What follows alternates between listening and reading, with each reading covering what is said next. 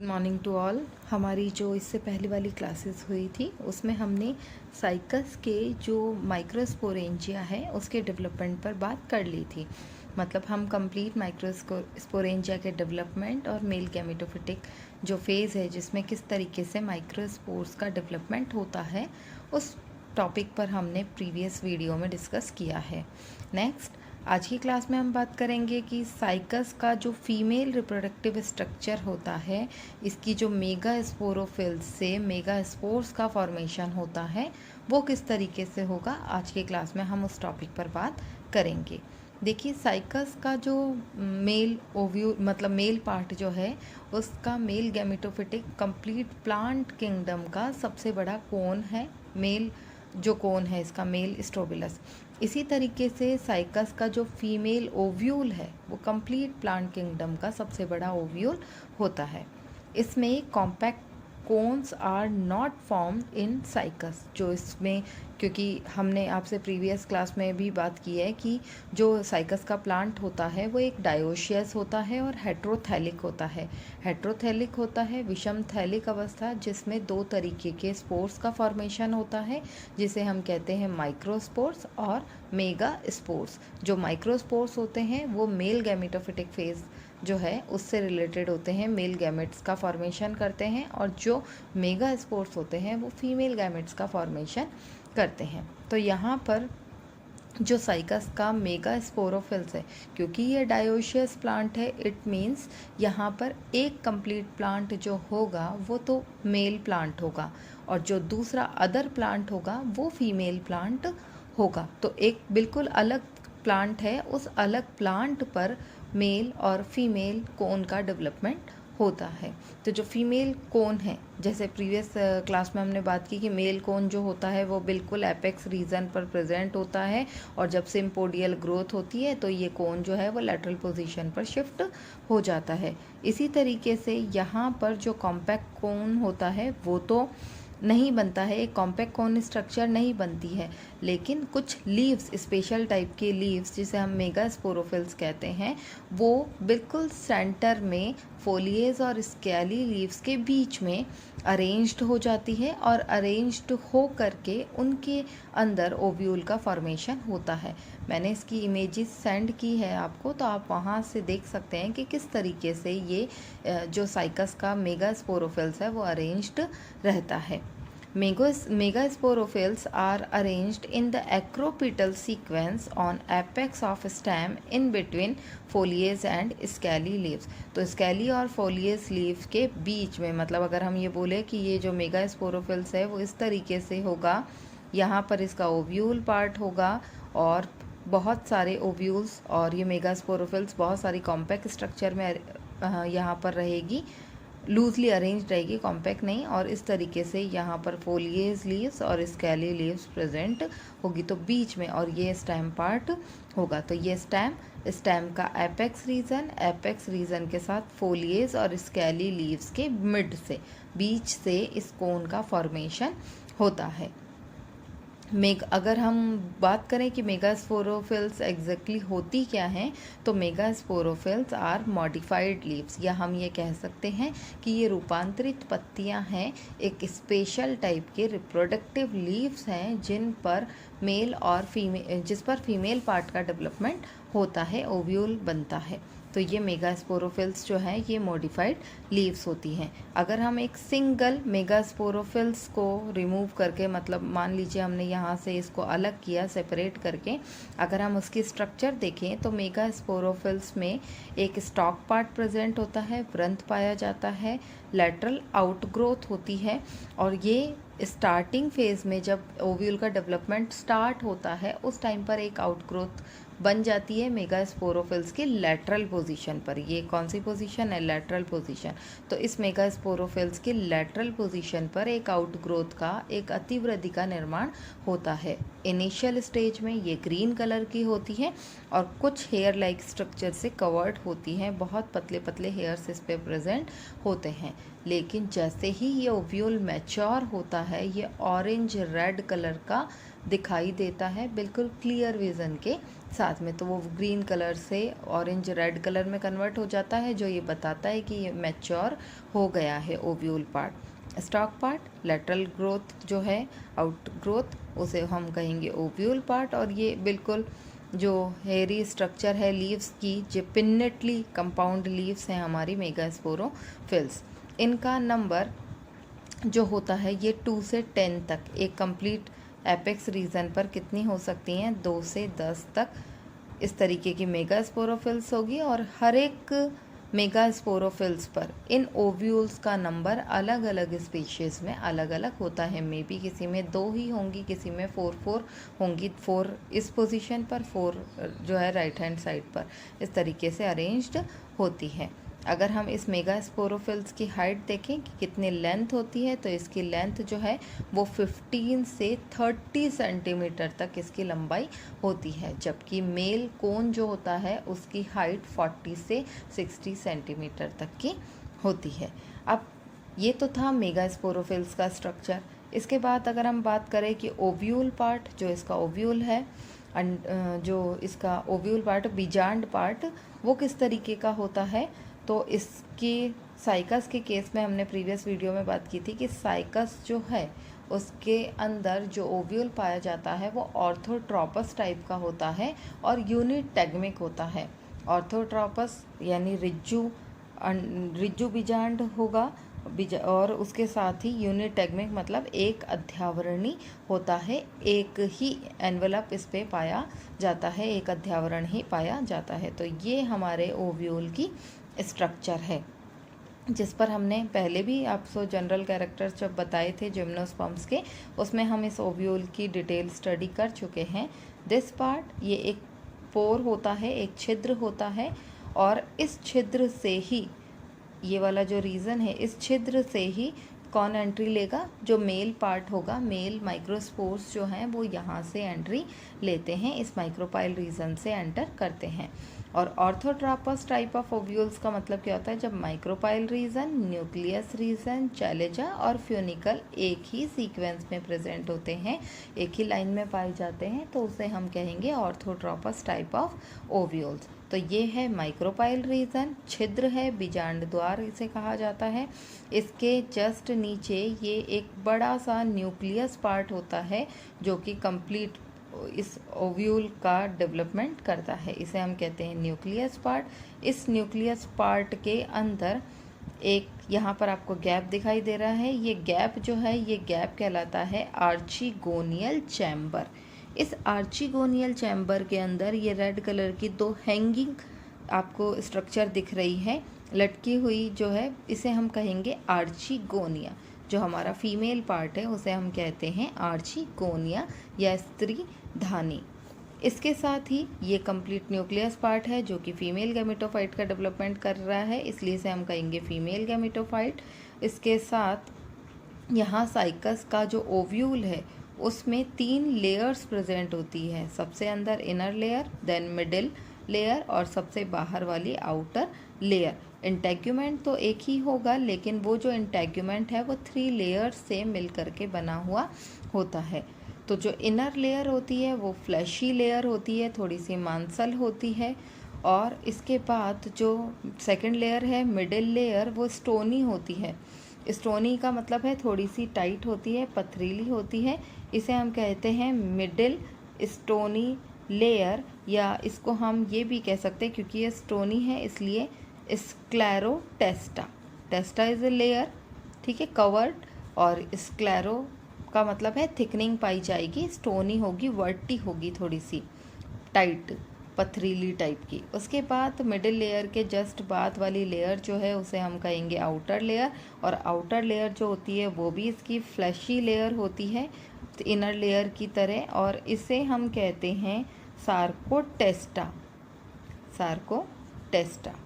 Then इसका चैलेजा part और इसका फ्यूनिकल रीजन। तो ये जो है स्ट्रक्चर, ये किसकी है, साइकस के ओव्यूल की स्ट्रक्चर है। अब यहाँ तक तो है कि साइकस की मेगास्पोरोफिल्स किस तरीके की होती हैं और साइकस का जो ओव्यूल पार्ट है वो किस तरीके से स्ट्रक्चर उसकी होती है, उस पर क्या क्या प्रेजेंट होता है। देन नेक्स्ट है डेवलपमेंट ऑफ ओव्यूल, क्योंकि अगर मेगास्पोरोफिल्स जो है उस पर क्या बनेंगी, मेगास्पोरेंजिया, और मेगास्पोरेंजिया जो है उस मेगास्पोरेंजिया से मेगास्पोर्स का डेवलपमेंट होगा। तो इस ओव्यूल पार्ट का डेवलपमेंट किस तरीके से होता है, तो हम इस टॉपिक पर अभी आगे बात करते हैं। तो development of ovule part, mega sporophylls की स्टॉक रीजन के लैटरल सुपरफिशियल सेल, ये तो अभी मैंने आपको बताया है कि ये जो इसका स्टॉक पार्ट है, इस स्टॉक पार्ट की ये जो लैटरल सेल्स होती हैं स्टॉक की लेटरल, इसकी यहाँ लेटरल सेल की जो सुपरफिशियल सेल्स होती हैं उन्हीं से ओव्यूल का डेवलपमेंट होता है। तो मेगास्पोरोफिल्स के स्टॉक रीजन की लेटरल सुपरफिशियल सेल, इसे हम क्या कहेंगे, ovule initial cell, superficial cell भी कह सकते हैं, और या फिर क्या कहेंगे, ओव्यूल इनिशियल सेल।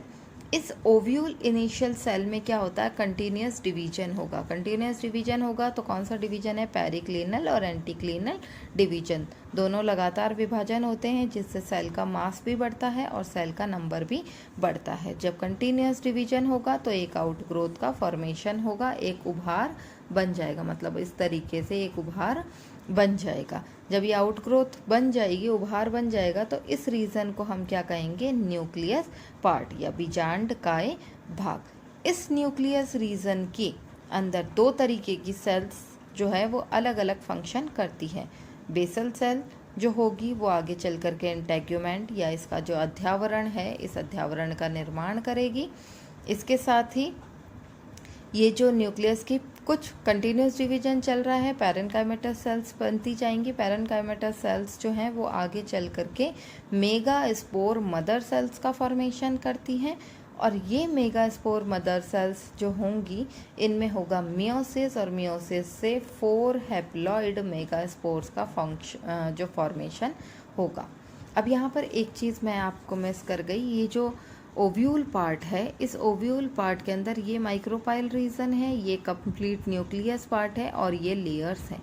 यहाँ वाले रीजन पर माइक्रोस्पोर्स जब एंट्री लेता है तो एंट्री लेने के टाइम पर हमने आपको बताया था कि माइक्रोस्पोर्स जो है वो 3 फेजेस को क्रॉस करता है। एक बिफोर पॉलिनेशन की प्रोसेस, देन पॉलिनेशन की प्रोसेस, और देन आफ्टर पॉलिनेशन प्रोसेस। तो जो बिफोर पॉलिनेशन की प्रोसेस होती है वो कहाँ होती है, वो होती है माइक्रोस्पोरेंजिया के अंदर ही। देन पॉलिनेशन की जब प्रोसेस होती है उस टाइम पर क्या होगा, ये माइक्रोस्पोर्स जो हैं वो माइक्रोपाइल रीजन से यहाँ इस ओव्यूल रीजन में आ जाएंगे, और ये जो रीजन है इस रीजन को हम कहते हैं पोलन चैम्बर। ये माइक्रोस्पोर्स जो हैं ये 1 वीक तक इस पोलन चैम्बर के अंदर ही रहते हैं, और बाद में इस पोलन चैम्बर से एक ट्यूब निकलती है, और वो ट्यूब कहाँ कांटेक्ट करती है, आर्चिकोनिया में एंटर करती है, जो कि फर्टिलाइजेशन की प्रोसेस कंप्लीट करता है उस तरीके से।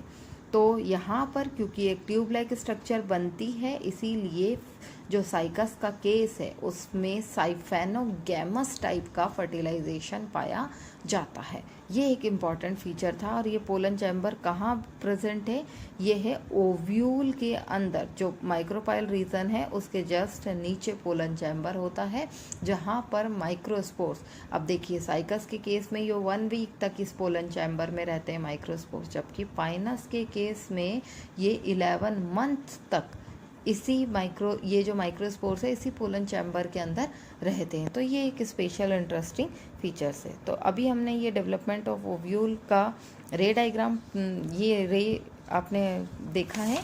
अब हम जो बात कर रहे हैं वो है डायग्रामेटिकली रिप्रेजेंटेशन, किस तरीके से ये प्रोसेस होता है। ये कौन सा पार्ट है, ये मेगास्पोरोफिल्स पार्ट है।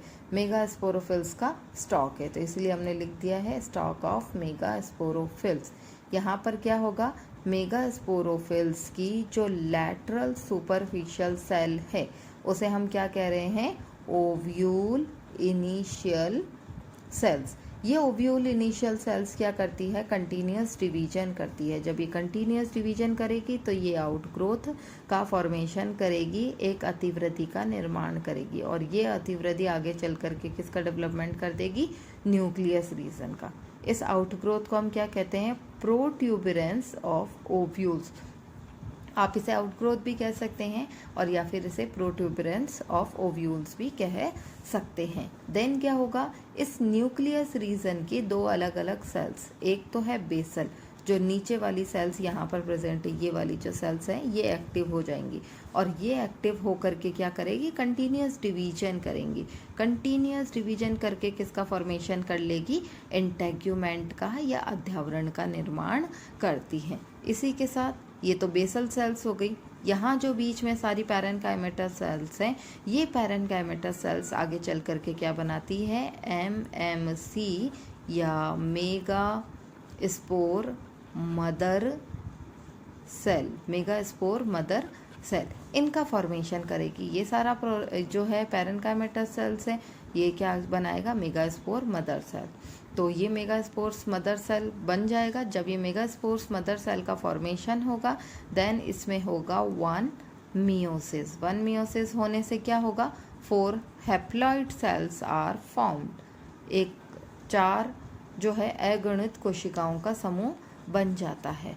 इन 4 हैप्लॉइड सेल्स में से एक सेल का साइज बड़ा होता है और वो सेल क्या करती है, आगे चल करके mega spore, functioning mega spores का फॉर्मेशन करती है। बाकी की 3 सेल्स जो हैं, है तो ये चारों ही मेगा स्पोर्स, लेकिन उसमें से एक सेल का साइज बड़ा होता है बाकी से और उसके अंदर डेंस साइटोप्लाज्म पाया जाता है। बाकी की 3 जो है वो डीजनरेटिंग मेगा स्पोर्स का फॉर्मेशन करती है, डीजनरेट हो जाती है। तो डीजनरेटिंग मेगा स्पोर्स, एक फंक्शनिंग मेगा स्पोर्स है, ये कौन सा होगा, फंक्शनिंग मेगा स्पोर्स। तो ये फंक्शनिंग मेगा स्पोर्स का नंबर कितना होगा, एक ही होगा और बाकी 3 जो होती हैं वो डीजनरेट हो जाती है।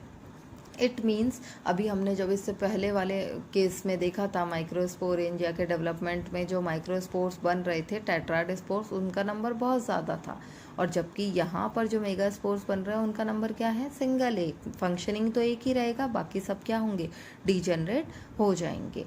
तो यहाँ पर एक ही मेगा स्पोर्स रहता है, इसीलिए मेगा स्पोर्स का नंबर कम और माइक्रोस्पोर्स का नंबर ज़्यादा होता है।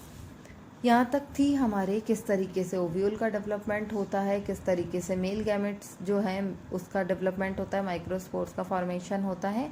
नेक्स्ट है हमारी जो गैमेटोफिटिक फेज स्टार्ट हो रही है, जो गैमेटोफाइट का डेवलपमेंट होगा, हम उस टॉपिक पर बात करते हैं। अब जो गैमेटोफिटिक है तो इसमें इसका मतलब है हेट्रोथैलिक था, मेल स्पोर्स भी बनेंगे, फीमेल स्पोर्स भी बनेंगे, अभी तक ये बन चुके हैं।